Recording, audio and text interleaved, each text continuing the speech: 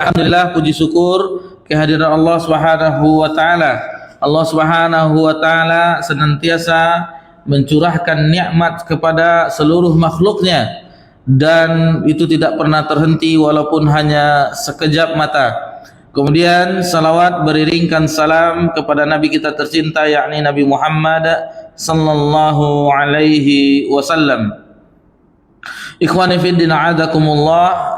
Ini adalah pertemuan kita dalam pembahasan matan al-aqidah at-tahawiyah, pertemuan yang ke-53. Pertemuan yang ke-53 dan kita telah berada di bulan yang baru dari kalender Hijriah.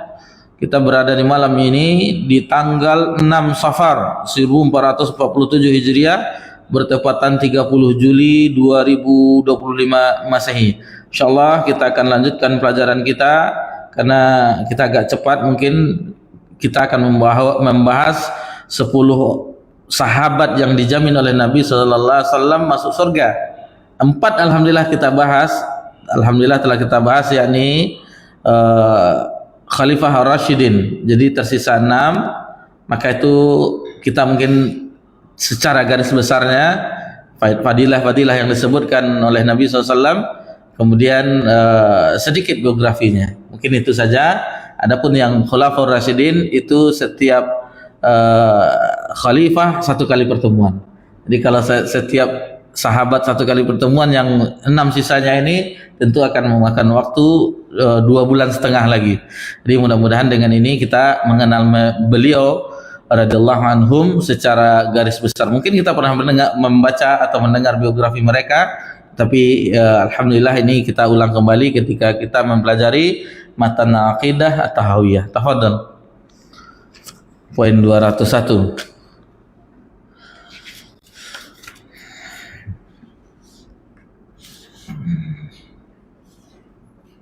Bismillah.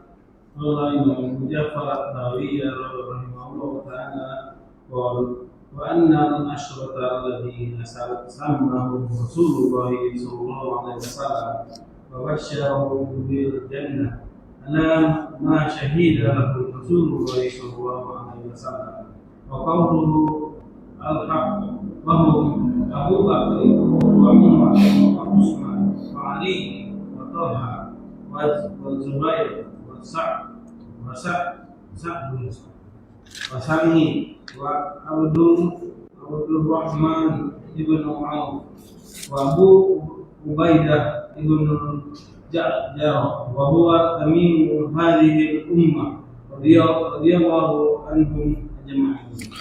Dan bahwasanya 10 orang yang disebutkan langsung nama-nama mereka oleh Rasulullah SAW dan beliau berikan kabar gembira dengan surga adalah benar. Sebagaimana yang dipersaksikan oleh Rasulullah SAW dan sabda beliau adalah benar adanya. Mereka ialah Abu Bakar, Umar, Utsman, Ali, Talha, Az-Zubair, Sa'ad, Sa'id, Abdul Rahman bin Auf, Abu Ubaidah bin Al-Jarrah. Kepercayaan umat ini semoga Allah meridhai mereka semua. Baik. Barakallahu fiik. Jadi Imam Abu Ja'far at-Tahawi dalam matan aqidah at-tahawiyah itu menyebutkan tentang 10 sahabat yang dijamin masuk surga, kabar gembira oleh Nabi sallallahu alaihi wasallam. Dan ini berdasarkan wahyu bahwa 10 orang yang istimewa ini masuk surga yang dikabarkan oleh Nabi sallallahu alaihi wasallam. Ya sebagaimana yang disebutkan tadi, beliau adalah yang disebutkan tadi mereka. Yang pertama adalah Khalifatur Rasul Abu Bakar As-Siddiq radhiyallahu anhu. Kemudian yang kedua Abu Hafs yakni Amirul Mukminin Umar bin Khattab radhiyallahu anhu.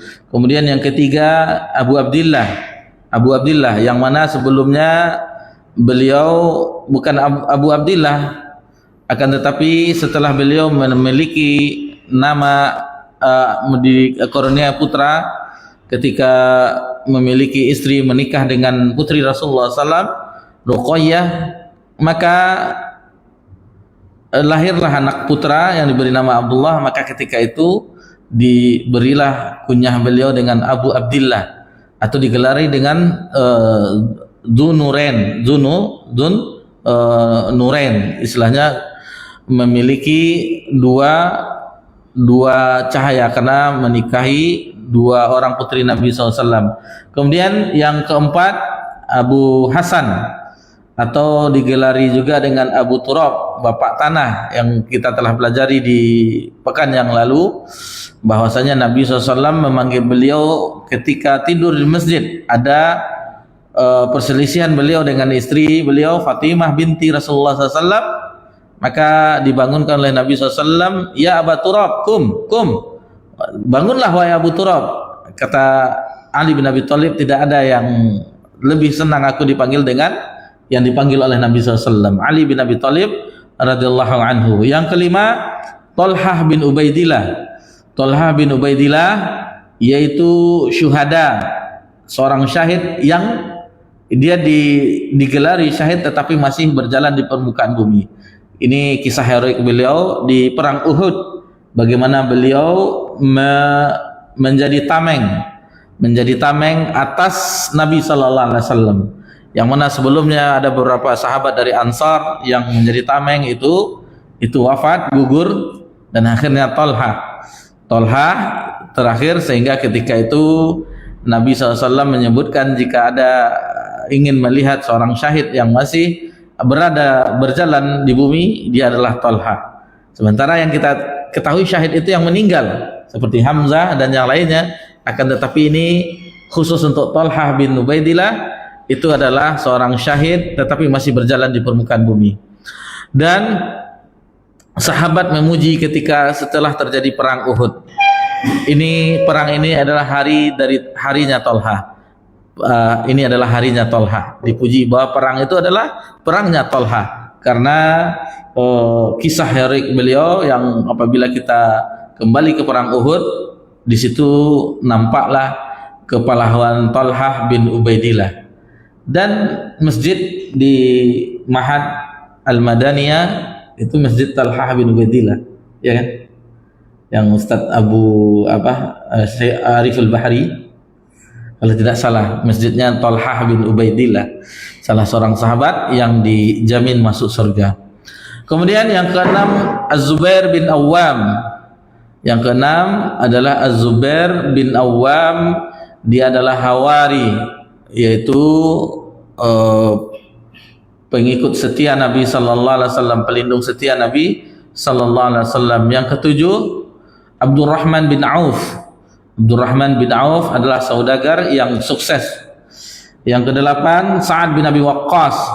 Sa'ad bin Abi Waqqas yaitu penunggang kuda yang terbaik. Jadi para sahabat yang paling terbaik penunggang kuda adalah Sa'ad bin Abi Waqqas. Kemudian yang kesembilan, Sa'id bin Zaid. Sa'id bin Zaid dia memiliki doa yang mustajab, yang dikabulkan oleh Allah Subhanahu wa taala. Kemudian yang ke-10, Abu Ubaidah bin Al-Jarrah, yaitu yang sebagaimana disebutkan di matan ini, aminu hazil ummah. Dia adalah kepercayaan dari umat ini. Jadi yang 6 orang ini yang insyaallah yang akan kita sebutkan tentang keutamaan mereka radhiyallahu anhum ajma'in, itu adalah di kemudian harinya adalah orang-orang besar, orang-orang panglima ketika di kekhalifahan Umar. Mereka yang dikirim seperti Sa'ad bin Abi Waqqas, kemudian Abu Ubaidah bin Jarrah, yang mereka adalah panglima-panglima perang ketika itu. Taib. Jadi 6 yang tersisa mulai dari Talha sampai Abu Ubaidah bin Jarrah, insyaallah akan kita sebutkan, kita akan berkenalan atau mengulang kembali secara ringkas tentang beliau radhiyallahu anhum ajma'in. Baik. Talhah bin Ubaidillah. Jadi nama beliau adalah Talhah bin Ubaidillah bin Utsman bin Amr bin Ka'ab bin Sa'ad bin Taim bin Murrah. Jadi At-Taimi Al-Quraisy Abu Muhammad. Jadi beliau kunyahnya Abu Muhammad, Abu Muhammad. Jadi beliau adalah sepupu dari Abu Bakar As-Siddiq. Jadi putra dari paman Abu Bakar As-Siddiq, berarti beliau adalah Talhah bin Ubaidillah, sepupu dari Abu Bakar As-Siddiq. Ibunya bernama Sa'bah binti Abdillah bin Imad bin Malik bin Rabi'ah ibnu Abkar Al-Hadramiyah, seorang dari Hadramaut, Hadramiyah Al-Kindiyah. Ia lahir sekitar 16 tahun sebelum pengutusan Nabi sallallahu alaihi wasallam. Jadi masih muda berarti ya, 16 tahun sebelum Nabi diutus, 16 tahun. Baik. Adapun keutamaan beliau, di antaranya keutamaan dari Talhah bin Ubaidillah. Ia termasuk as-sabiqun al-awwalun. Istilahnya termasuk generasi pendahulu yang masuk Islam. Juga beliau adalah juga termasuk di antara orang yang mendapatkan hidayah melalui dakwah Abu Bakar As-Siddiq. Melalui dakwah ajakan dari Abu Bakar As-Siddiq. Talhah tidak mengikuti perang Badar. Jadi beliau tidak ikut perang Badar. Alasannya karena Rasulullah SAW mengutusnya bersama Sa'id bin Zaid untuk menelisik berita rombongan kaum musyrik. Jadi dia ditugaskan untuk bersama Sa'id bin Zaid, salah seorang yang dijamin masuk surga juga, yang mempunyai doa yang makbul. Namun Talhah dan Sa'id bin Zaid tetap diberikan ghanimah, pembagian harta rampasan perang dan upah tetap digaji. Jadi alhamdulillah sejak banyaknya ditaklukkan negeri-negeri, alhamdulillah sebagian tentara itu digaji oleh negara. Kemudian Talhah yang melindungi Rasulullah dalam perang Uhud, sebagaimana kita sebutkan tadi, ia menangkis anak panah yang meleset ke arah Nabi SAW hingga jari beliau terluka. Jadi kalau ibarat ada anak panah, diambilnya dengan jarinya, terluka jarinya. Sampai-sampai beliau pun terluka, tubuh beliau terluka meskipun memakai baju besi, baju perang. Talhah disanjung karena kebaikan hati dan sedekah beliau. Ini dia keutamaan beliau. Pada perang Uhud, Rasulullah SAW menyebut Talhah dengan sebutan Talhah al-Khair, orang yang baik hati. Kemudian dalam perang Zul Ashirah, ada sebuah peperangan lagi, ia disebut Talhah al-Fayyad, itu orang yang melimpah pemberiannya. Dan dalam perang Khaybar, beliau menyebut dengan Talhah al-Jud, orang yang dermawan. Jadi Talhah dijamin masuk surga dan disebut sebagai syahid. Jadi meskipun dia hidup, tetapi dia tetap disebut sebagai seorang yang mati syahid. Dari Jabir bin Abdullah radhiyallahu anhuma, ia mendengar Rasulullah sallallahu alaihi wasallam bersabda, "Man sarahu ay yanzura ila syahidi yamshi ala wajhil ardh." Siapa yang ingin melihat seorang yang syahid yang berjalan di atas muka bumi, falyanzur ila Talhah bin Ubaidillah, maka lihatlah pada Talhah bin Ubaidillah. Hadis ini diriwayatkan Imam Tirmizi, Ibnu Majah, dan hadis ini sahih. Talhah bin Ubaidillah wafat tahun 36 Hijriah pada peristiwa perang Jamal. Ini wafatnya kita telah sebutkan kemarin waktu di pembahasan Ali bin Abi Thalib radhiyallahu anhu, berapa pemberontakan, kemudian fitnah-fitnah sesama kaum muslimin.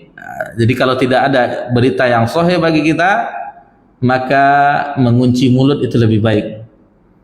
Mengunci mulut lebih baik. Dan ini yang diambil oleh orang-orang yang membenci Islam. Lihatlah, mereka haus kekuasaan, mereka berperang sama mereka. Waliyahzubillah. Kan tetapi mereka tidak mengetahui apa yang terjadi ketika itu. Ijtihad mereka, ada yang menuntut kematian Utsman, dan Ali tetap melanjutkan pemerintahan dan seterusnya. Akhirnya terjadilah perang Jamal, perang Siffin, dan seterusnya. Dan Talhah bin Ubaidillah itu meninggal pada peristiwa perang Jamal di tahun 36 Hijriah. Jadi ia keluar bersama Ummul Mukminin. Jadi dia masuk kubu Aisyah radhiyallahu anha dan Zubair untuk menuntut qisas atas terbunuhnya Utsman bin Affan. Kemudian permasalahannya semakin berkembang hingga memaksa mereka berhadapan dengan pasukan yang ketika itu yang telah dibaiat, yaitu pasukan Khalifah Ali bin Abi Thalib dalam sebuah pertempuran yang disebut dengan pertempuran Jamal, peristiwa perang Jamal. Talha bin Ubaidillah menikah dengan 8 istri. Apa dipakai semuanya? Maksudnya 8 istri, mungkin ada yang meninggal, mungkin ada yang bercerai. Yang banyak itu boleh 4. Ada ketika sebelum turun ayat ankihu ma taba alaikum minan nisa masna wa thulatha wa ruba' fa in khiftum alla ta'dilu fawahidah, maka ada yang melebihi 4 ketika itu, ada yang memiliki istri 10 sekaligus. Akan tetapi ketika turun ayat itu kata Nabi SAW, pilih yang paling engkau sukai, yang kau cintai, 4, sisanya ceraikan.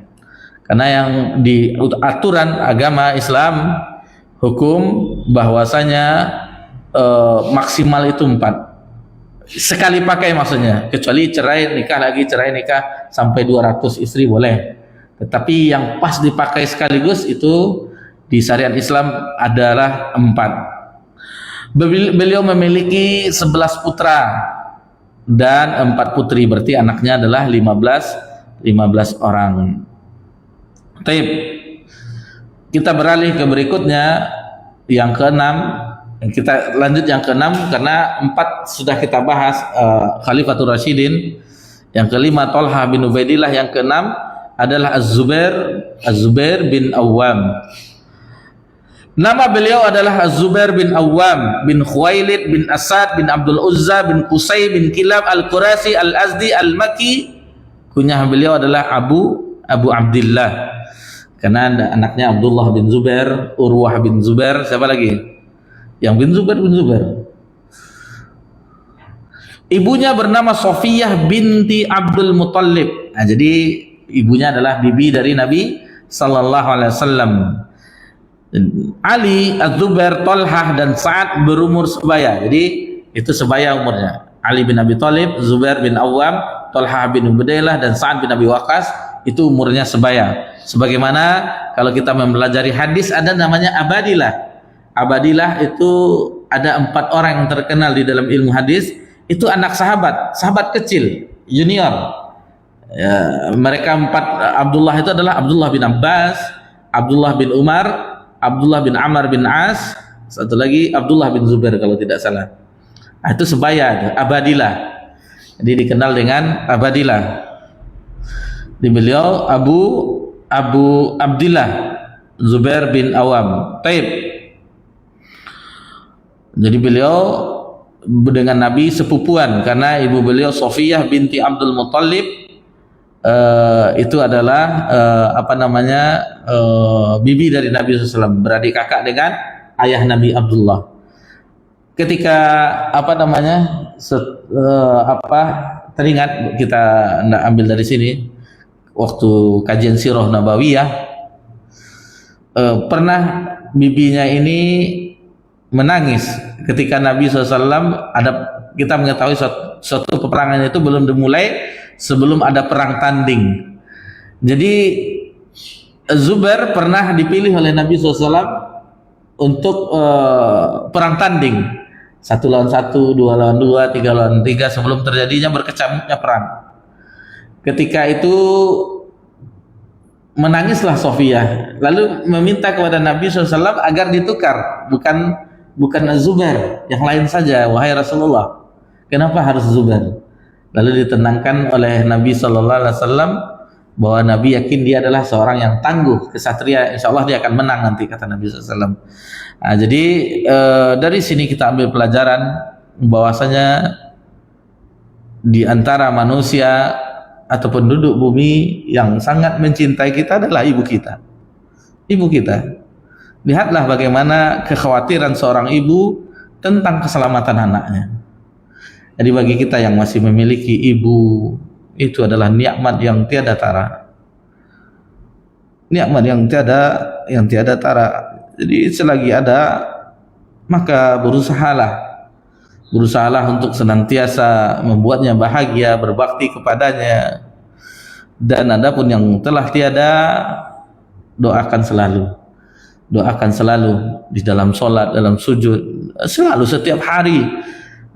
Puluhan kali kita harus mendoakan ibu kita. Karena itulah yang disarankan oleh para ulama, senantiasa mendoakan kedua orang tua kita, baik bapak atau ibu yang telah tiada. Taib, kita lanjutkan. Ayah Zubair, jadi ayah Zubair itu wafat ketika beliau masih kecil. Jadi dia dibesarkan dalam keadaan yatim. Ia pun diasuh oleh ibunya Sofia yang kadang mendidiknya dengan sangat keras. Nah, ini didikan ibunya agar ia tumbuh sebagai pahlawan pemberani dan tangguh. Adapun keutamaan beliau, Az-Zubair bin Awwam, jadi beliau ketika masuk Islam itu usianya masih remaja, 16 tahun. Beliau termasuk as-sabiqun al-awwalun, orang-orang yang awal-awal masuk Islam. Zubair adalah orang yang pertama menghunuskan pedangnya di jalan Allah. Nah, dia pertama yang menghunuskan pedangnya di jalan Allah saat ia menduga ketika itu. Kenapa dia menghunuskan pedang? Ia menduga ada orang musyrik yang hendak berbuat sewenang-wenang terhadap Rasulullah SAW. Jadi dihunuskannya pedangnya terhadap orang musyrik tersebut. Az-Zubair hijrah ke Madinah dan terlibat dalam perang Badar. Jadi ini dedikasi beliau, keutamaan beliau. Jadi beliau ikut perang Badar serta berbagai peristiwa penting lainnya. Putra beliau Urwah bin Zubair mengatakan bahwa terdapat 3 tebasan pada diri ayahnya Zubair. Yang satunya terletak di bahunya, yang ia terkena 2 tebasan pada perang Badar, dan 1 tebasan itu pada perang Yarmuk. Pada perang Yarmuk itu di zaman Abu Bakar As-Siddiq radhiyallahu anhu.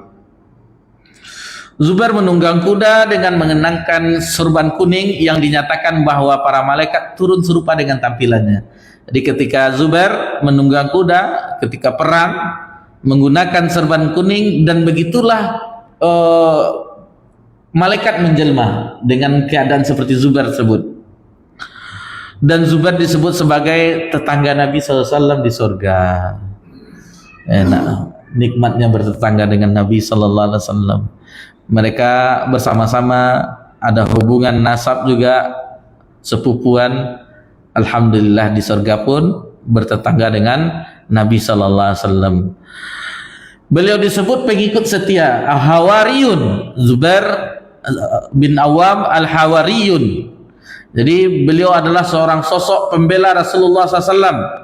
Imam Sufyan Ats-Tsauri pernah berkata, yang menjadi pembela setia Nabi SAW adalah Hamzah bin Abdul Muttalib, kemudian Ali bin Abi Thalib, kemudian Zubair bin Awwam.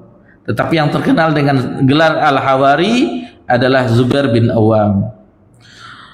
Hadis dari Jabir radhiyallahu anhu, Nabi SAW bersabda, "Inna likulli nabiyyin hawariyun." Setiap nabi itu memiliki pengikut setia al-hawari. Dan kita mengetahui itu Isa bin Maryam al-hawariyun, pengikut setia Nabi Isa. Wal hawaril az-Zubair, kata Nabi SAW, pengikut setiaku adalah az-Zubair. Hadis ini sahih dari Imam Bukhari. Zubair dan Talhah serta Ummul Mukminin keluar pada perang Jamal pada tahun 36 Hijriah. Dalam perang tersebut, di perang Jamal, Zubair dibunuh oleh Umair bin Jurmuz. Jadi beliau dengan Talhah itu sama wafatnya ketika perang Jamal yang terjadi pada tahun 36 Hijriah. Zubair menikah dengan 7 istri. Yang tadi berapa? 8. Ini 7 istri, mempunyai 11 putra dan 10 putri. Mempunyai 11 putra dan 10 putri, 21 putra-putri beliau. Jadi kalau pernikahan beliau dengan Asma binti Abi Bakar itu di usia tua akhirnya bercerai.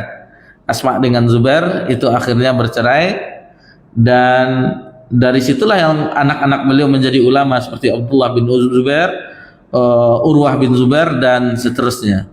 Urwah bin Zubair langsung berguru dengan bibinya, yaitu Aisyah, karena Aisyah Ummul Mukminin itu beradik kakak dengan Asma binti Abi Bakrin. Jadi Kenapa Urwah di zamannya itu, dan beliau adalah dari generasi tabi'in, memiliki banyak ilmu dibandingkan dengan orang yang lainnya.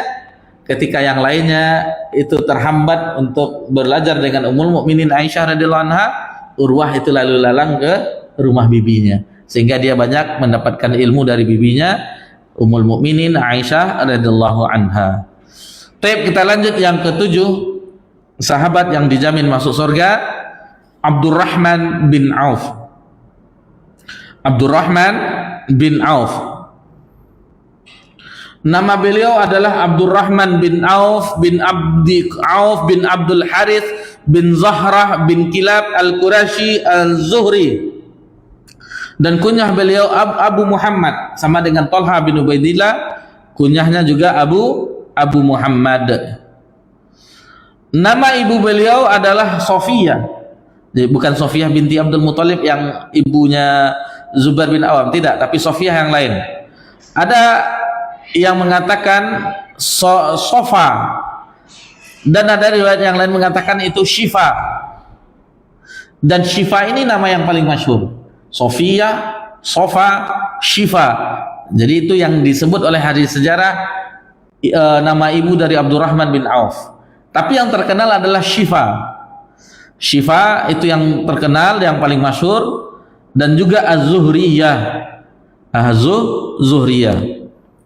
Jadi ibu Abdurrahman bin Auf inilah yang jadi bidan, istilahnya bahasa kita, yang membantu bersalin ketika kelahiran Nabi Muhammad sallallahu alaihi wasallam. Dia yang tukang bahasa kita kalau dulu dukun beranak ya, bidannya lah, bersalinnya lah, atau dokter wanitanya lah, ibu dari Abdurrahman bin Auf.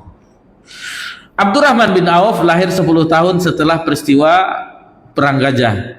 Ketika itu nama beliau bukan Abdurrahman bin Auf, tapi Abdul Ka'bah, hambanya Ka'bah.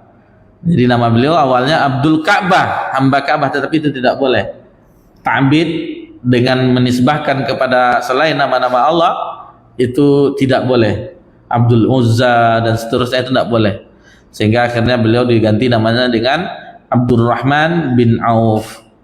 Abdurrahman bin Auf, di antara keutamaan beliau, ia termasuk kalangan yang masuk Islam lebih dahulu, sebelum ada pertemuan di rumah Arkam bin Abil Arkam yang dilakukan oleh Rasulullah. Jadi di situ awal-awalnya bertemu untuk belajar agama, membacakan wahyu dari Nabi sallallahu alaihi wasallam di rumah Arkam bin Abil Arkam.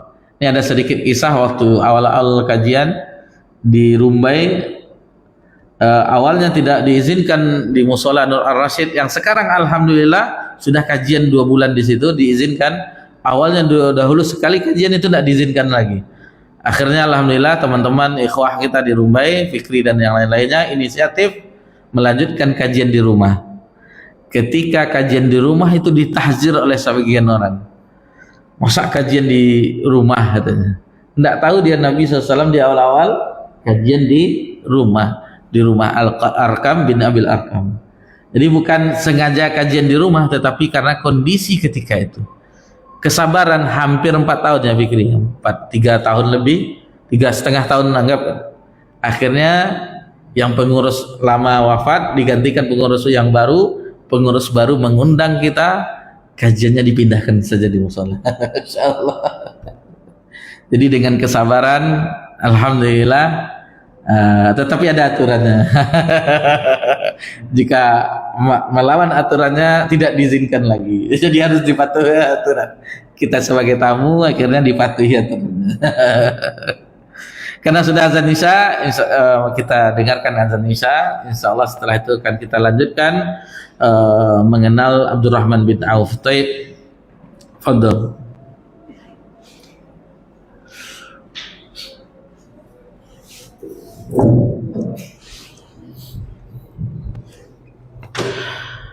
Allahu Akbar, Allahu Akbar. Allahu Akbar,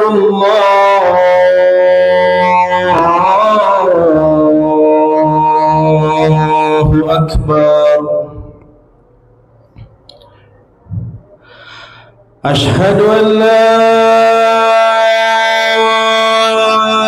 إله إلا الله.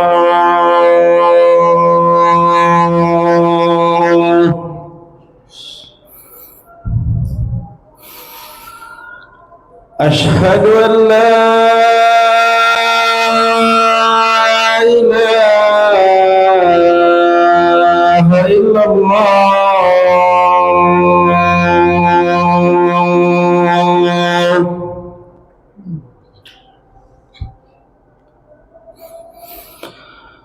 أشهد أن محمدا رسول الله.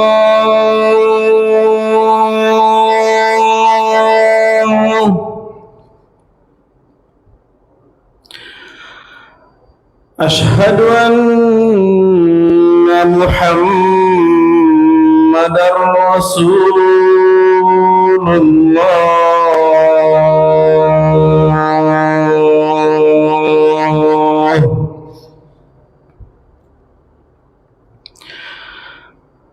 حي على الصلاة.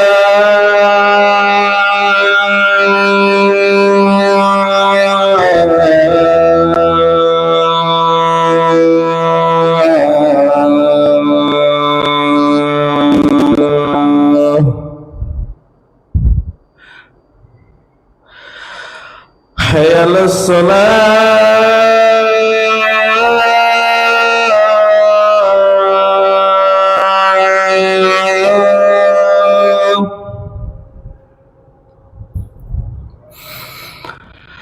حي على الفلاح.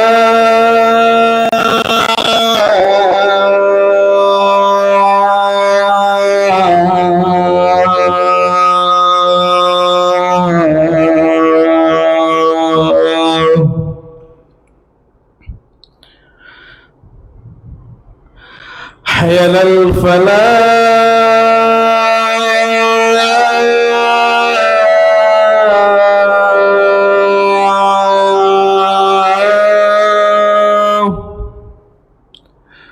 الله أكبر الله أكبر.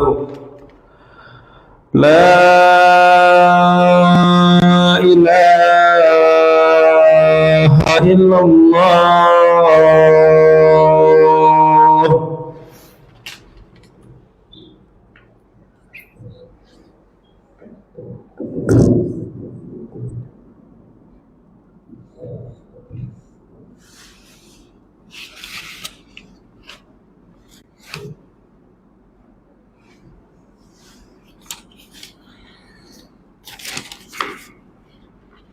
Alhamdulillah wassalatu wassalamu ala Rasulillah ma ba'd.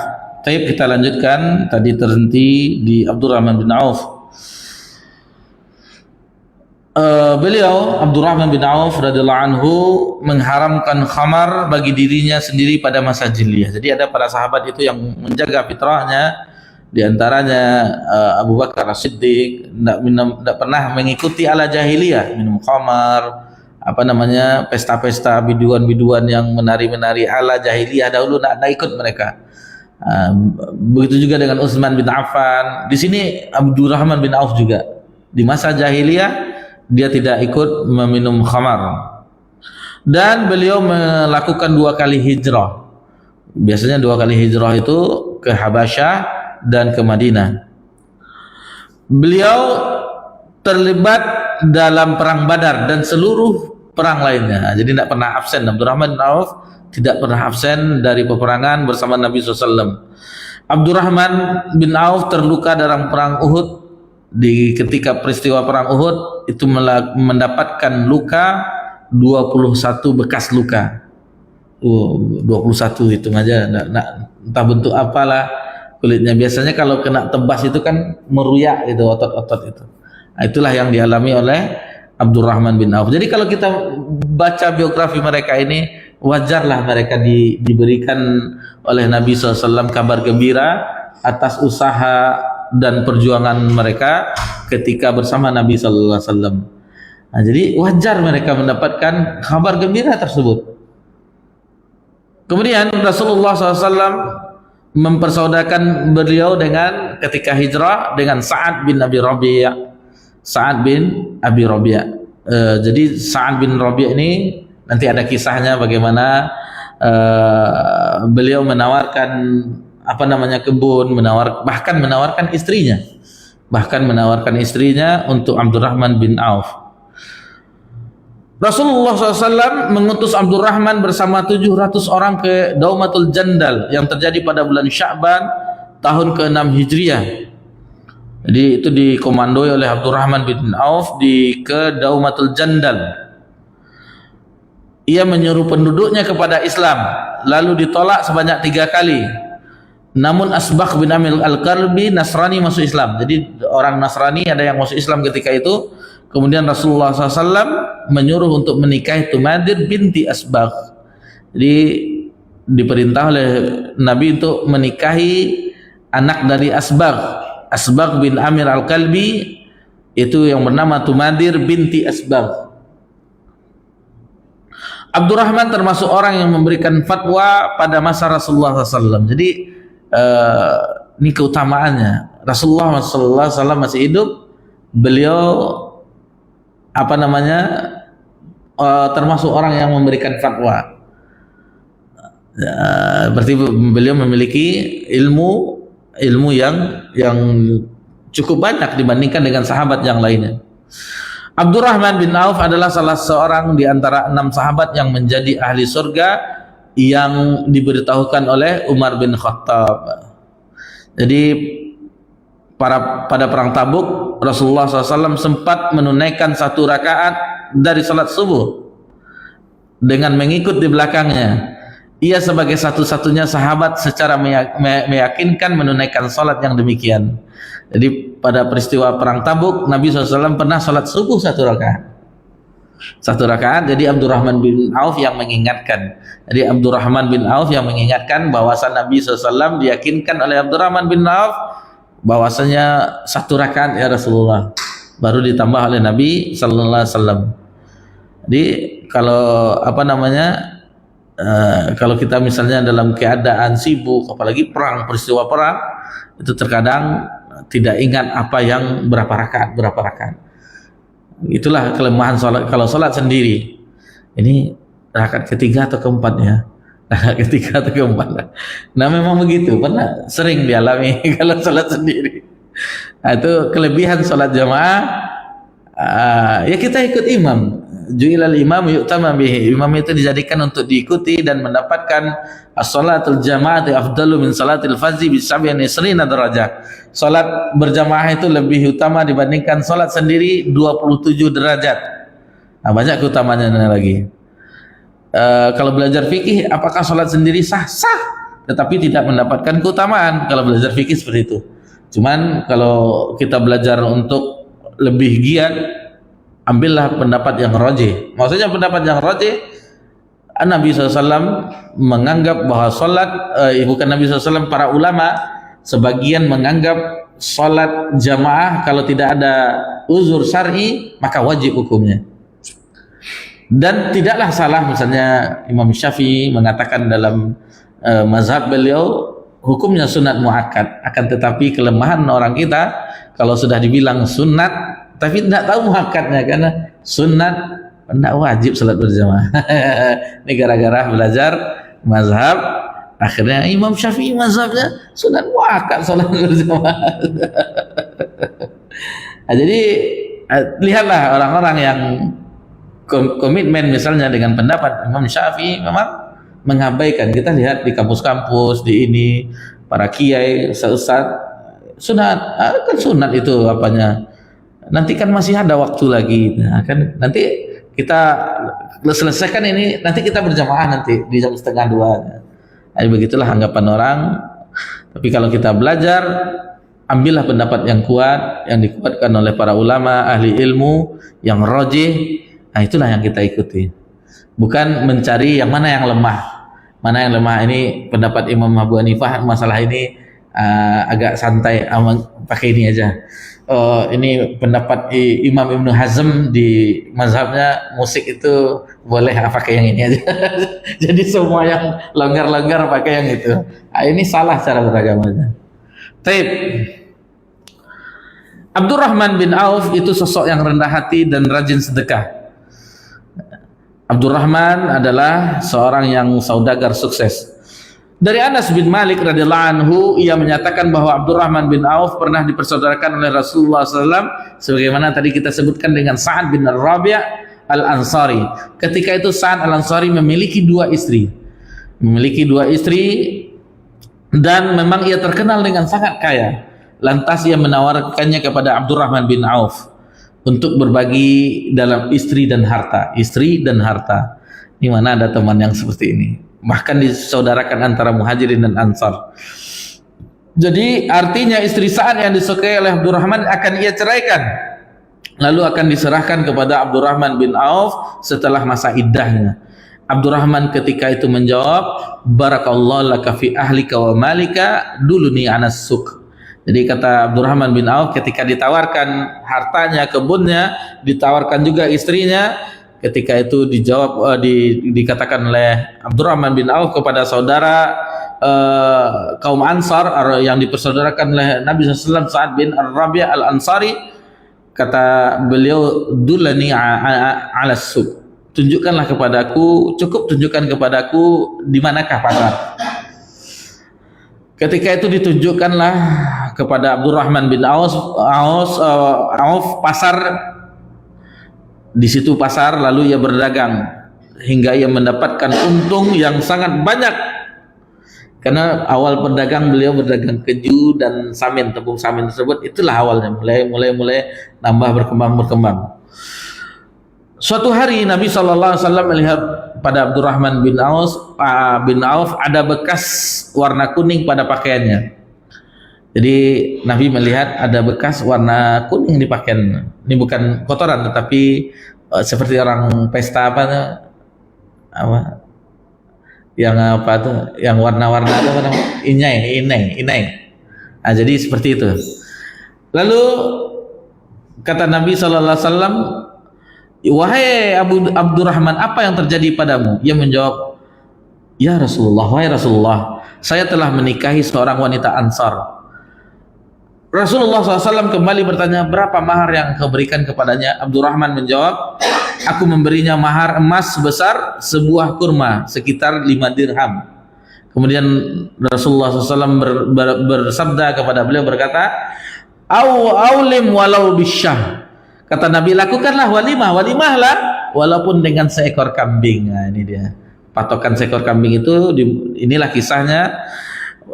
Lakukanlah walimah walaupun hanya seekor kambing. Kemudian ada riwayat yang lainnya, diriwayatkan dari Anas radhiyallahu anhu yang mengatakan, kana baina Khalid bin Walid wa baina Abdurrahman bin Auf kalama faqal Khalid bin Abdurrahman tastatiluna alaina bi ayyami sabaqana. Jadi ini perseteruan antara Khalid bin Walid dengan Abdurrahman bin Auf. Fabalagna anna dzalika dzukira lin Nabi sallallahu alaihi wasallam faqal da'u li ashabi fawalladhi nafsi biyadihi. Kata Nabi sallallahu alaihi wasallam, laun anfaqtum mithla uhudin aw mithlal jibali zahaban ma balagtum a'malahum.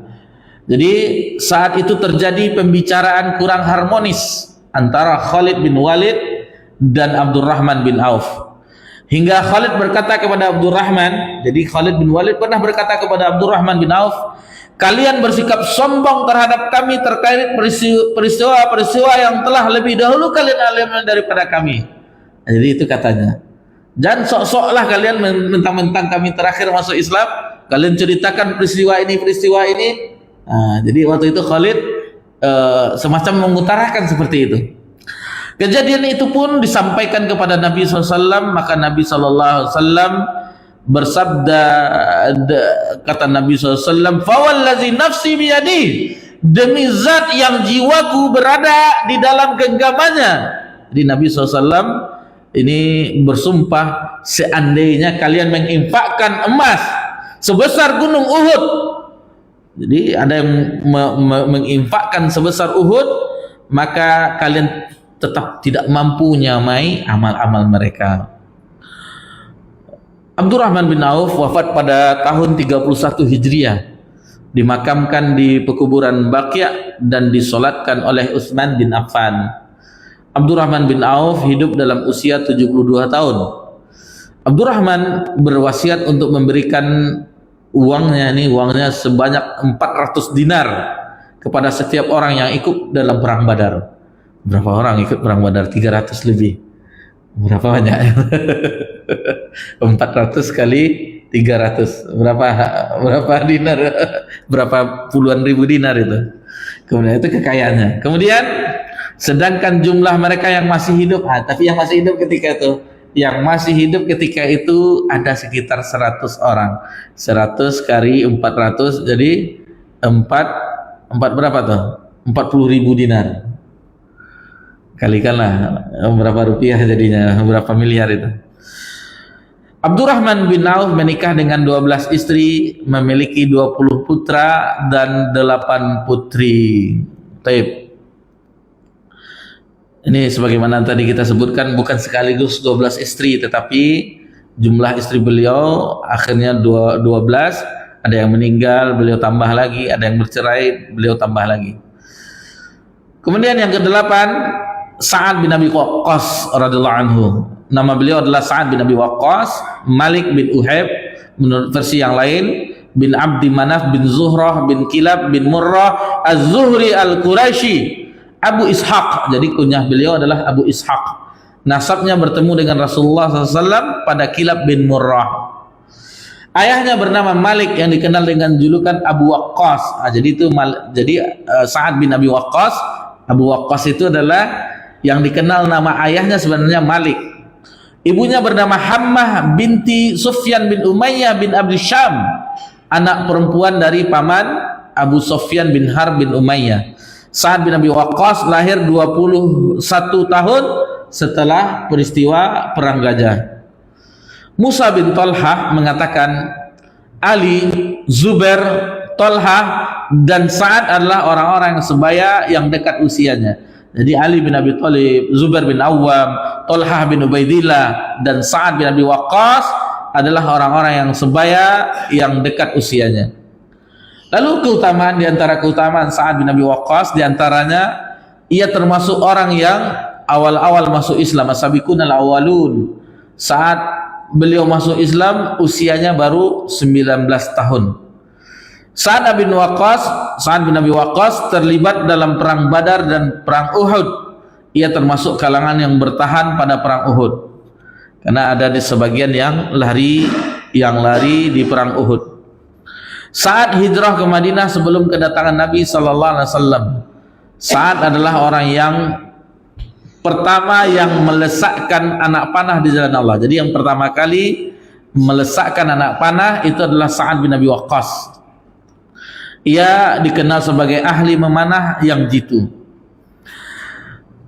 Sa'ad adalah Farisul Islam. Nah, itu dia.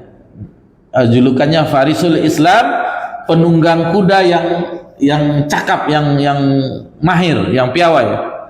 Saat mengikuti perang penaklukan Irak, jadi beliau ikut itu, memimpin pasukan melawan Persia, menjadi komandan pasukan perang Qadisiyah, lalu diangkat menjadi gubernur Kufah di masa Utsman bin Affan, tetapi dimutasi pada tahun 25 Hijriah. Sa'ad bin Abi Waqqas adalah salah satu dari 6 orang yang dipilih oleh Umar untuk mengadakan musyawarah penetapan khalifah pengganti Umar. Sa'ad bin Abi Waqqas itu dikenal mustajab doanya. Nabi sallallahu alaihi wasallam pernah mendoakannya, "Ya Allah, kabulkanlah doa Sa'ad ketika ia berdoa kepadamu." Sa'ad tidak mengikuti perselisihan yang terjadi pada berbagai pihak setelah terbunuhnya Utsman. Jadi beliau memilih netral, tidak memihak kepada Ali, tidak memihak kepada Ummul Mukminin Aisyah. Jadi beliau memilih tawakuf, diam, tidak memihak, dan menyuruh keluarganya untuk tidak memberitahukan kepadanya tentang apapun yang terjadi di antara pihak-pihak yang terlibat dalam perselisihan sampai umat Islam sepakat pada satu imam. Sebagaimana tadi yang kita pernah pelajari di pekan yang lalu, bahwasanya akhirnya Hasan Hasan memberikan satu kepemimpinan kepada Abu Sufyan, bukan Muawiyah bin Abi Sufyan. Baik. Diriwayatkan dari Ali yang mengatakan, aku tidak pernah melihat Nabi SAW menyatakan jaminan bagi seorang setelah Sa'ad. Aku mendengar beliau bersabda kepadanya, lesakkanlah anak panah dan ibuku jaminanmu. Jadi ini adalah ungkapan penegasan. Diriwayatkan dari Jabir bin Abdullah radhiyallahu anhuma yang menuturkan, kala Sa'ad datang Nabi SAW mengatakan, ini pamanku, hendaknya orang memperlihatkan kepadaku siapa pamannya. Jadi dia adalah khalah, paman dari jalur ibu. Sa'ad bin Abi Waqqas wafat pada tahun 55 Hijriah. Menurut pendapat yang sahih dalam usia 87 tahun. Ia adalah orang yang terakhir yang wafat di antara 10 orang yang dijamin masuk surga. Jadi di antara orang yang dijamin masuk surga, dia yang terakhir. Dan ia juga menikah dengan 12 istri, memiliki 19 putra dan 19 putri. Kemudian yang ke-9, Sa'id bin Zaid. Nama beliau, jadi Sa'id bin Zaid ini yang terkenal dia dengan Sa'id bin Zaid adalah yang doanya mudah dikabulkan oleh Allah Subhanahu wa taala. Itu keistimewaan. Nama beliau adalah Sa'id bin Zaid bin Amr bin Nufail Abdul Uzza bin Rayah bin Abdullah bin Qurt bin Razah bin Adi bin Qu'ab bin Lu'ay Al-Qurashi Al-Adawi. Julukannya adalah Abul A'war. Itu julukan beliau, Abul A'war. Ibunya bernama Fatimah binti Baja'ah bin Malik Al-Khuzaiyah. Ayahnya bernama Zaid bin Amr bin Nufail. Jadi pada masa jahiliyah sebelum kenabian, ia dikenal sebagai orang yang lurus dalam mengikuti milah Ibrahim, tidak sujud kepada berhala. Jadi sudah ada fitrah itu pada dirinya. Tidak ikut dia dengan kebiasaan orang-orang Arab dahulu, menyembah berhala, sujud kepada berhala, tidak tidak mengkonsumsi makanan untuk berhala dan seterusnya. Jadi dia menjaga fitrahnya. Jadi ada berapa sahabat yang dijamin masuk surga yang menjaga fitrahnya sebelum cahaya Islam masuk. Sa'id adalah putra paman Umar bin Khattab dan iparnya, karena ia beristrikan dengan Fatimah binti Khattab. Jadi ini dia Sa'id bin Zaid, ya, rupanya adik ipar dari Umar bin Khattab. Istri dari istri beliau adalah adik dari Umar bin Khattab, yaitu Fatimah binti Khattab, yang merupakan saudara perempuan dari Umar bin Khattab. Sementara saudara perempuan Sa'id yang bernama Atikah binti Zaid bin Amr bin Nufail diperistri oleh Umar bin Khattab. Adik nasi Zaid nikah dengan Umar, adiknya Umar nikah dengan dia. Ini persahabatan yang mantap nih. Dinikahkannya adiknya karena adikmu mana? Dinikah. Jadi Atikah, salah satu istri Umar, itu adalah adik dari Sa'id bin Zaid. Sa'id bin Zaid lahir sekitar 15 tahun sebelum masa kenabian. Keutamaan Sa'id bin Zaid termasuk yang masuk Islam terdahulu. Bahkan beliau masuk Islam sebelum Umar. Kan yang membacakan surat Toha ketika itu adalah beliau, Sa'id bin Zaid. Ia masuk Islam sebelum Rasulullah SAW mengadakan pertemuan di Darul Arqam dan sebelum beliau menyampaikan dakwah di dalamnya. Istrinya Fatimah binti Khattab juga masuk Islam bersamanya. Sa'id termasuk yang mengikuti awal hijrah ke Madinah. Rasulullah SAW mempersaudarakan antara Sa'id bin Zaid dengan Rafi' bin Malik Az-Zarqi. Sa'id bin Zaid tidak pernah absen dari semua peristiwa penting dan peperangan bersama Rasulullah SAW kecuali perang Badar.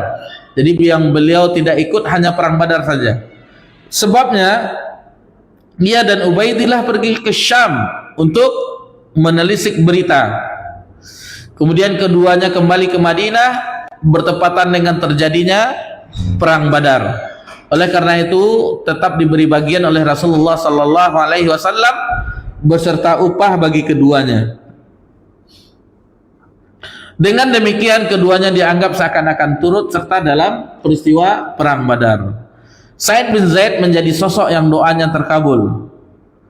Sa'id bin Zaid adalah salah satu dari 10 generasi sahabat Nabi yang dijamin masuk surga dan meriwayatkan sendiri hadis tersebut. Ini dia bukti doanya terkabul, diriwayatkan oleh Imam Muslim dalam sahihnya. An Sa'id bin Zaid bin Amr bin Nufail anna Arwa khasamtu fi ba'di daril faqal da'uha wa iyyaha fa inni sami'tu Rasulullah sallallahu alaihi wasallam yaqul man akhadha sibran minal ard bighairi haqqihi tuwaqatu fi sam'i ardina yaumal qiyamah Allahumma in kanat kadhibatun fa'aghmi basaraha waj'al qabraha fi dariha qal fara'aituha amya'a taltamisul judura taqul asabatni da'utu Sa'id bin Zaid fabainama hiya tamshi fid dari marrat ala bi'ri fid dari fawaqa'tu fiha faqanat qabraha.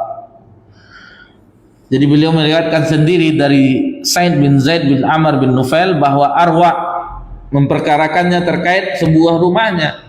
Sa'id pun berkata, biarkan dia, karena aku mendengar Rasulullah SAW bersabda, siapa yang mengambil sejengkal tanah yang bukan haknya, maka tanah itu dikalungkan padanya dalam 7 bumi pada hari kiamat. Ya Allah, jika ia dusta maka butakanlah penglihatannya dan jadikan kuburnya di rumahnya. Perawi mengatakan, aku melihat wanita itu dalam kondisi buta. Ia meraba-raba dinding sambil berkata, aku terkena doa jelek dari Sa'id bin Zaid. Saat berjalan di dalam rumah, ia melewati sumur yang berada di dalam rumah. Lantas ia terjatuh di dalam sumur. Sumur inilah yang menjadi kuburnya. Nah, jadi itu doa dari Sa'id bin Zaid. Sa'id bin Zaid meninggal dunia pada tahun 51 Hijriah di Madinah. Begitu mendengar kematian Sa'id, Ibnu Umar yang saat itu bertepatan dengan waktu Jumat langsung bergegas ke tempat Sa'id dan meninggalkan salat Jumat. Nah, jadi ini kisahnya. Jadi ketika dia mendengar, berarti pamannya, pamannya meninggal, bapak apa jatuhnya itu, bapak ya, istri dari bibinya. Jadi beliau wafat. Sa'id bin Zaid berusia 70 tahun lebih. Sa'id bin Zaid menikah dengan 9 istri, memiliki 13 putra dan 20 putri. Yang terakhir Abu Ubaidah bin Al-Jarrah. Nama beliau adalah Abu Ubaidah Amir bin Abdullah bin Jarrah bin Hilal Al-Fihri Al-Qurashi Al-Makki. Ibunya adalah Umamah binti Ghanam binti Jabir bin Abdul Uzza bin Amirah bin Umairah. Ia sempat menjumpai Islam dan masuk Islam, ibunya. Ayahnya adalah Abdullah bin Jarrah bin Hilal Al-Fihri. Ia tetap dengan kemusyrikannya dan tidak beriman kepada Rasulullah hingga wafat sebagai orang musyrik setelah dibunuh oleh putranya sendiri pada saat perang Badar. Jadi ayahnya yang bunuhnya Jarrah, Abdullah bin Jarrah, itu adalah Abu Ubaidah bin Jarrah sendiri pada peristiwa perang Badar. Abu Ubaidah lahir 13 tahun setelah peristiwa Gajah. Ia lebih muda 13 tahun dari Rasulullah SAW. Di antara keutamaan dari Abu Ubaidah bin Al-Jarrah, ia termasuk generasi pertama yang masuk Islam. Ia termasuk Islam sebelum pertemuan di Darul Arqam. Abu Ubaidah turut berhijrah ke Habasyah, tetap ia tidak lama tinggal di sana. Tetapi ia tidak tinggal lama di sana. Setelah Habasyah dia kembali lagi ke Mekah. Saat di Madinah, Rasulullah SAW mempersaudarakan beliau Abu Ubaidah dengan Sa'ad bin Mu'az. Menurut versi lain dengan Muhammad bin Maslamah. Sa'ad bin Mu'az kita mengetahui bahwasanya ketika beliau wafat, jadi beliau masuk Islam ketika itu umurnya 32 tahun. Wafat ketika umur 36 tahun. 4 tahun dia beragama Islam, wafat, dan ketika beliau wafat bergetar Rasulullah. Itu Sa'ad bin Mu'az. Sehingga sapu tangannya Sa'ad bin Mu'az itu lebih baik daripada dunia dan seisinya. Di surga tapi. Saat berusia 40 tahun, Abu Ubaidah terlibat dalam perang Badar. ia juga mengikuti perang Uhud. Ketika perang Uhud, 2 gigi depannya copot, malah tampilan dirinya menjadi bagus. Giginya ompong dikarenakan ia mencabut 2 rantai yang masuk melalui lubang kancing topi besi dari wajah Rasulullah SAW karena terkena tebasan. Abu Ubaidah tidak pernah absen dalam peperangan penting lainnya bersama Rasulullah SAW, dan Abu Ubaidah juga termasuk kalangan yang menghimpun atau menghafal Al-Quran Al-Azim. Jadi dia termasuk sahabat yang hafal Al-Quran Al-Azim. Abu Ubaidah sangat rendah hati dan berakhlak baik. Abu Ubaidah adalah utusan yang terpercaya. Abu Ubaidah ini teringat Abu Ubaidah Yusuf As-Sidawi. Abu Ubaidah ya. Abu Ubaidah wafat lantaran penyakit taun yang mewabah di Syam, dikenal dengan wabah Amwas. Penyakitnya dikenal dengan penyakit pes menyebar pada tahun 17 Hijriah. Jadi Abu Ubaidah wafat pada tahun 18 Hijriah pada usia 58 tahun. Jadi beliau terkena wabah taun. Abu Ubaidah hanya menikah dengan 1 istri sepanjang hidupnya, yaitu Hindun binti Jabir bin Wahab bin Dibab bin Hujair bin Abdul bin Ma'is bin Amir bin Lu'ay. Ia memiliki 2 anak, yaitu Yazid Bedad dan Umar. Keduanya meninggal dunia sehingga Abu Ubaidah tidak memiliki keturunan. Jadi Yazid dan Umar pun meninggal.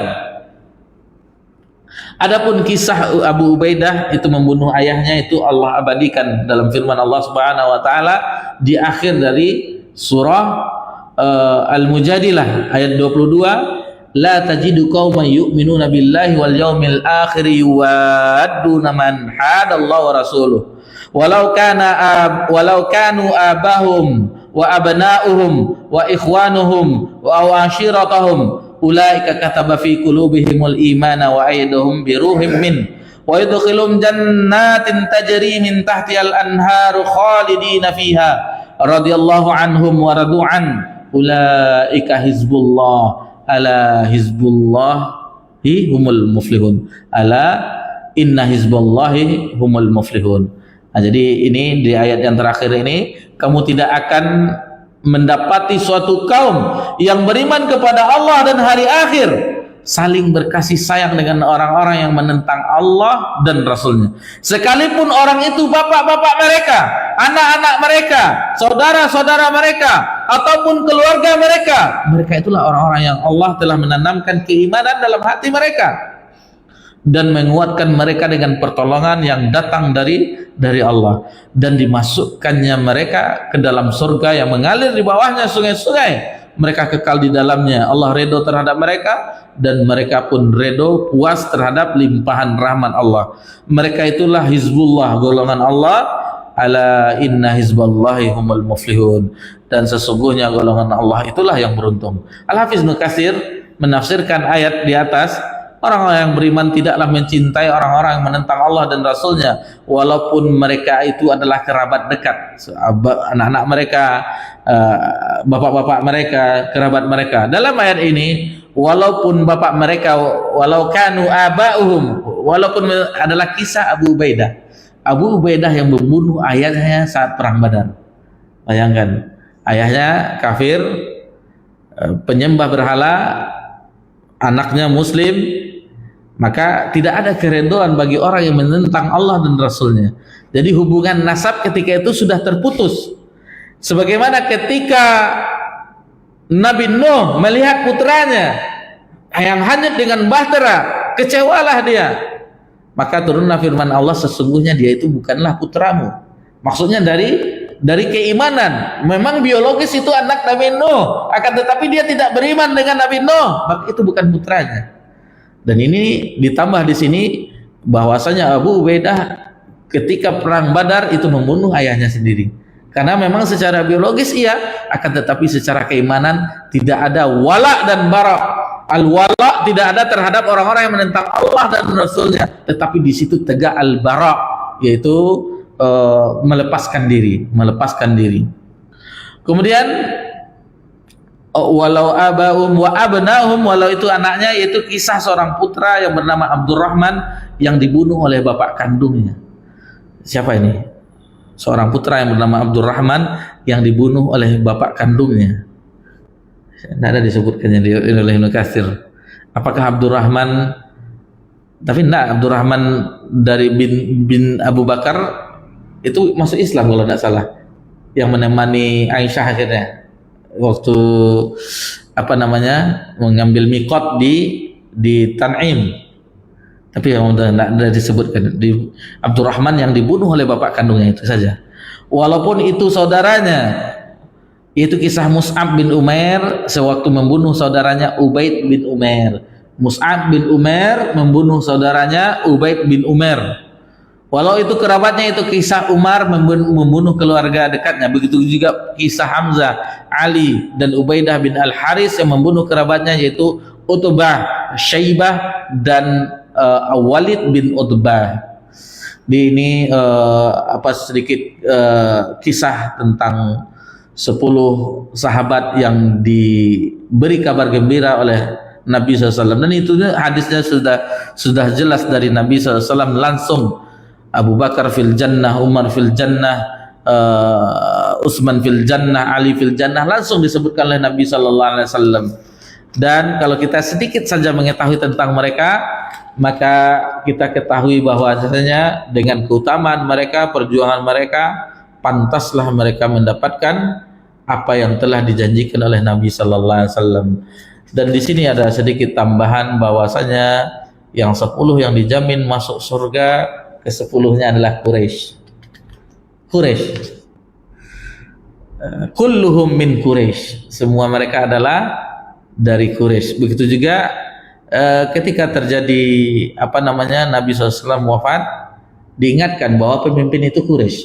Jadi Quraisy itu pemimpin, sehingga ketika itu orang-orang Ansar sadar, tidak jadi orang Ansar mengambil kepemimpinan. Jadi, alhamdulillah kita telah selesaikan sedikit tentang orang-orang yang dijamin masuk surga, dan alhamdulillah kita sudah mengetahuinya. Apa tadi? Abu Bakar, Umar, Utsman, Ali, Zubair bin Awam, siapa? Zubair bin Harithah, Talha, 6, Talha bin Ubaidillah, nama pendek aja, nggak tahu binnya nggak apa-apa juga. Padahal dibaca wetannya tadi kan. Abdurrahman bin Auf, Sa'ad bin Abi Waqqas, dua lagi. Quraisy itu sukunya, semua dari Quraisy. Abu Ubaidah bin Jarrah, tinggal satu ini agak susah. Tapi kalau kita mengetahui ini suami dari siapa, ingat kita jadinya. Suami dari adik perempuan Umar, suami dari Fatimah bin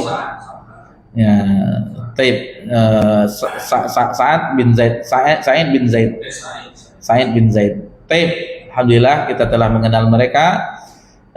Itulah perjuangan mereka, doa mereka dikabulkan. Mereka adalah orang yang penunggang kuda yang terbaik. Mereka adalah kepercayaan umat ini. Mereka adalah orang pedagang yang sukses. Mereka adalah orang yang dermawan, dan seterusnya. Dan itulah yang harus kita tempelkan, perilaku mereka di dalam kepribadian kita. Tirulah mereka agar jiwa-jiwa mereka tersebut menjadi, namun yang membuat kita tercengang, meskipun mereka telah dapat kartu surga dari Nabi SAW, fasilitas VIP surga bahasa kitanya, tapi mereka tidak berleha-leha. Kalau kita ada karena masuk surga, kita udah kipas surga, ahli surga, sedangkan belum dijamin masuk surga. Astagfirullah. Tapi mereka tetap semangat beribadah kepada Allah, dan itu tidak menjadi penghalang bagi mereka. Mereka santai-santai. Bahkan beliau sangat menonjol dibandingkan sahabat-sahabat yang lainnya, yang tentunya ini begitu membuat kita orang yang dijamin masuk surga seperti itu. Apalagi saya yang tidak dijamin, yang banyak dosa, yang banyak maksiat. Terakhir sebelum kita akhiri kajian kita, apa lagi yang tadi? Semua mereka yang dijamin masuk surga poligami. Jadi ada satu tadi yang itu Abu Ubaidah bin Jarrah. Tapi rata-rata mereka adalah poligami. Bukan dalil harus poligami, enggak mas. Enggak sanggup dipaksakan pula, nanti marah anak-anak nanti. Nah, istilahnya salah satunya keterasingan Islam, bada'il Islam ghariban. Salah satu keterasingan Islam itu ketika kita angkat isu poligami, bagaimana perasaan istri pertamanya, istri kedua itu pelakor, istri ini maka terjadilah badai hujam-hujam. Jadi kalau belum siap poligami, janganlah poligami. Tetapi kalau seandainya sudah siap, sudah ada ilmunya, sudah ada kematangannya, sudah ada harta yang bisa untuk dibagi dengan istri-istri yang lain, ini 9 sahabat yang dijamin masuk surga, kata si Mas ada satu tadi, berarti Jumat. Itu poligami. Maka dianjurkan nggak usah. Kalau yang nggak punya poligami gimana? Nah, ini kan apa namanya, kebanyakan orang mencela gitu. Orang yang memusuhi syariat Allah SWT, yang mengatakan istri kedua itu pelakor, ini selingkuhan. Tapi enggak, hak mereka dengan istri-istri pertama yang lainnya itu sama. Nanya kaji Pak Wen. Tapi Pak Wen enggak. Kalau di hadapan awak kau bantuin enggak bantuin. Apalagi yang berbicara kan. Tapi demikian saja yang bisa dipelajari, dan akhir kajian tadi itu intermezzo, penyemangat saja. Tapi jika ada kesanggupan silahkan. Jadi memang asalnya poligami. Ankihu ma taba alaikum minan nisa masna. Jadi asalnya poligami, masna 2 dulu, enggak 1 dulu. Masna wa sulasa 3, wa ruba 4. Nah, baru terakhir pilihan wa in khiftum alla ta'dilu. Jika kamu khawatir, takut tidak berbuat adil, fawahidah, maka 1 saja. Jadi kita ini penakut. Itu asalnya poligami. Kan itu 2, 3, 4, terakhir baru disarankan 1. Terakhir. Berarti kalau khawatir tidak berpoligami, tidak adil, 1 saja. Dan itu yang susah, yang adil itu, karena adil yang dituntut itu 2. Adil dalam nafkah maksudnya pemberian untuk uang dapur biayanya, dan mabit, malam. Jadi 1 hari di istri pertama, 1 hari di istri kedua, atau 3, 1 hari di istri ketiga. Ini anaknya istri pertama 12 misalnya, jangan sini 200.000, sini enggak. Ini baru istri keempat, gadis, baru belum punya anak lagi. Sama Ustaz, karena glowing mahal. Itu berbeda dia. Jadi keadilan itu maksudnya meletakkan satu pada tempatnya. Tentu yang memiliki anak banyak itu lebih uang belanjanya. Adapun mabit itu harus, karena itu nanti bagi orang yang tidak adil, mereng nanti dibangkitkan di hari akhir, bahunya dengan keadaan mereng. Waliyazubillah, itu sedikit pelajaran yang terakhir nih, kayak seru nih sampai si Mas bertanya deh. Kalau niat harus ada, tapi kalau terlaksana itu nikmat dari Allah Subhanahu wa taala. Taib, insyaallah untuk kedepannya pertemuan yang akan datang itu tentang tidak boleh kita berkata-kata buruk dengan sahabat, istri-istri Nabi, keturunan Nabi, karena orang yang menjelek-jelekkan Ahlul Bait adalah orang-orang yang di dalam hatinya ada kenifakan, kemunafikan, waliyazubillah. Insyaallah itu yang akan kita pelajari. Insyaallah yang akan datang tentunya kita berkenalan dengan Ummahatul Mukminin, istri-istri Nabi. Kadang ditanya siapa ibu-ibu orang beriman, enggak tahu. Khadijah, Aisyah, itu yang mungkin yang tahu. Hafsah sesekali. Adapun yang lainnya seperti Zainab binti Jasi, atau yang lainnya Juwairiyah, Ummu Salamah, Ummu Habibah, Ramlah binti Abi Sufyan, dan yang lainnya itu tidak dikenal. Sofiyah binti Huyai bin Akhtab itu tidak diketahui. Insyaallah di pekan yang akan datang kita berkenalan secara ringkas seperti ini, Ummahatul Mukminin, ibu-ibu orang beriman. Tentunya ketika kita ingin mempelajari agama, kita juga mengenal ibu kita, karena mereka adalah ibu kita. Setelah Nabi SAW tidak ada satupun sampai hari kiamat yang boleh menikahi ibunya, yang boleh menikahi ibunya. Tapi mohon maaf jika ada kesalahan dalam penyampaian. Mudah-mudahan Allah Subhanahu wa taala memberikan kita penambahan keimanan dan ketakwaan sampai kita terakhir menghembuskan nafas di dunia ini. Subhanakallahumma wa bihamdika asyhadu an la ilaha illa anta astaghfiruka wa atubu ilaik. Wassalamu ala nabi Muhammad sallallahu alaihi wasallam wa ala alihi wa sahbihi ajma'in walhamdulillahi rabbil